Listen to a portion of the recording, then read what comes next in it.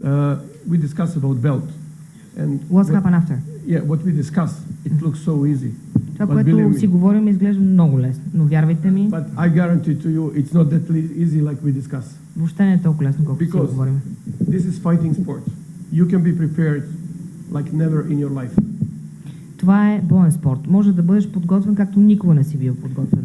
Small mistake or just a moment of your disbalance. Малка грешка или си дезбалансиран. Your opponent will use that and you are knocked out and you are out. Опонентът ти ще го three използва. steps back. Опонентът ти ще го използва, ще те нокаутира и си 3 стъпки назад.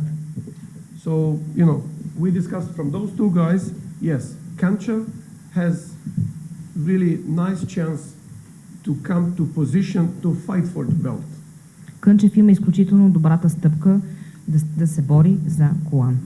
But, like we discussed, it's not so easy. Но не е толкова лесно. Първо трябва да мине тази стъпка. Then he needs to pass one more step, and then he will come to position to fight for the belt. След това още една стъпка и тогава е на позицията да се бие за колан. And for the title match, his opponent will be equal like him or better. И на самата битка, която ще бъде за колана, неговия опонент ще бъде или толкова добър като него, или може би по-добър. So even if you put that all these things on the paper and read it again, it's very difficult. Дори да го сложите това нещо на хартия и го прочетете отново, ще видите, че е трудно. Yes, of course. Theoretically, after he take the belt, of course, there is a more chance. Of course, he's making more money. His PR, our PR department is doing more activities with him. And theoretically, he has option to fight for the best, for number one organization in the world. It's a UFC, because we are cooperating very close with this organization. Of course.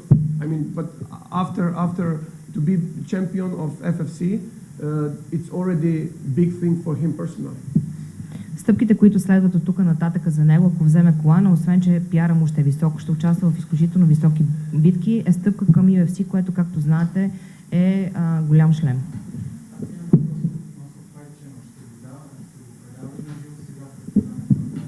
Да.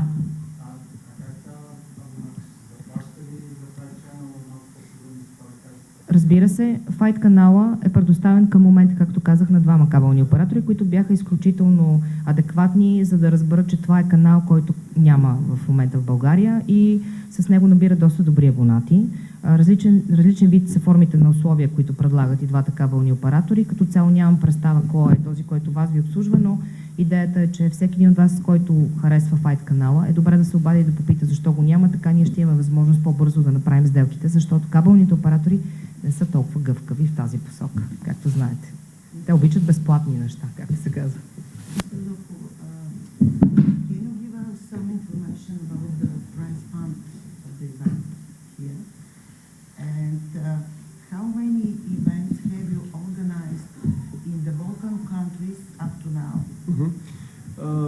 Okay, so I started just in general. I started with this. My core business is production and TV business. I have production company for more than 25 years. Повече от 25 години имам бизнес, който е свързан с продукция и с това ми е основния бизнес и телевизия. 1996 I started to be involved in fighting sport. 96-та година започнах да се обвързвам с файт каналите. And I became official producer for Europe for K1. At that moment, it was without any competition, number one organization in the world in kickboxing. Бях 96-та година, станах официален представител на K1 за Europe. Yeah, for Europe. And at that time, 1999 and 2000, 2001, I produced the biggest event in kickboxing in Europe. It was K1 qualification for Europe. The winner was going to Japan. And that events were produced for Eurosport. It was broadcasting in more than 80 countries. Между 1999 и 2001 година направих едно събитие за К1, което беше изключително голямо и достигна чрез Евроспорт, всъщност на целия континент. Yeah. And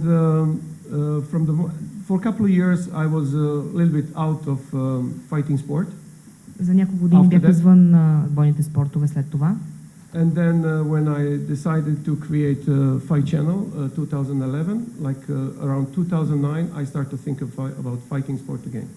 2009 година отново започнах да мисля за файт каналите и да подготвим такъв. And 2012 and 2013 and 2014, I did one of the biggest events in the world. Между 2012 и 2013 година направих един от най-големите събития в света. 15,000 people in Arena Zagreb. 15 000 души в Арена Загреб. 165 countries broadcasting for all over the world. 165 държави излъчваха на живо за света.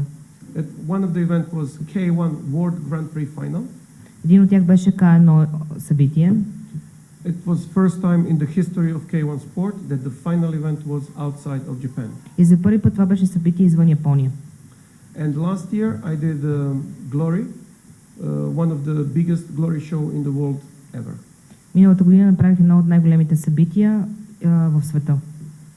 And in between all of this, I did 22 FFC shows. И между всичко това направих 22 FFC шоута. And definitely I decide with my team that in next couple of years the focus will be really on FFC, and the idea and our goal will be to establish FFC at like in a top 3 organization in the world. Това, което решихме с моите колеги да направим в следващите години, да създадем FFC във възможно най-високата категория и ниво на работа. Топ 3 в света. Yeah, that's the reason why we already finishing the whole plan for the next year that FFC we will do not only in top destinations in Europe, because this year we are doing already Athens, Milan, Vienna, Linz, and all top European destinations. Затова ние сме решили за до година какво ще правиме и не само в Европа, като за момента това, което мога да потвърда са Атина, Виена и Линц. But already we are finishing the full plan for the 2016, and we will publish that plan the latest in September this year. And it will be, the full plan will be 20 events all around the world, including US, Mexico and Canada. Това, което ние в момента подготвим, ще бъде представено в септември месеца, събития, които ще бъдат извън Европа, в Америка, Канада и Мексико.